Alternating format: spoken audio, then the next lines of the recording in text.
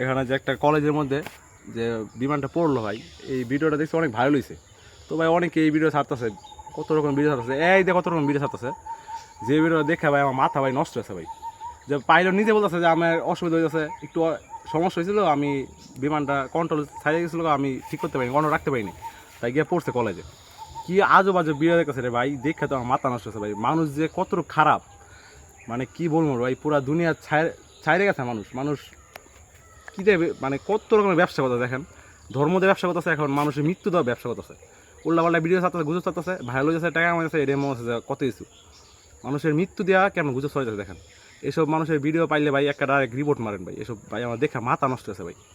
একটা মানুষ কেমন কষ্ট করে মারা যাচ্ছে, মানুষ কই কানবো না, কী করবো না করবো, গুজব ছড়াইতেছে ওরা। এআই দিয়ে ভিডিও বানাইতেছে, কি উল্টা পাল্টা কথাবার্তা বলতেছে ভাই। বলছে ভাই আমার আমার আইডিয়া লাইক করে দেন, তাহলে পরের পার দেখাম ভাই। এটার মানে কি ভাই বলতো ভাই? ওরে যদি সামনে ভাই আমার জুতো দাবাইতাম ভাই, জুতো দাবাইলে মানে আমার মনের জ্বালা কমতো নাহলে ভাই। মাথার চোখে একটা ভাই। আমার শুধু একটা কথা ভাই, যারা এসব ভিডিও পাইবেন ভাই নগদ রিপোর্ট মারবেন।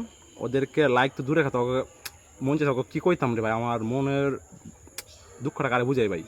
যেমন হোক ভাই, এসব ভিডিও কেউ দেখবেন না, আর বেশি করে রিপোর্ট মারবেন এসব ভিডিওগুলো।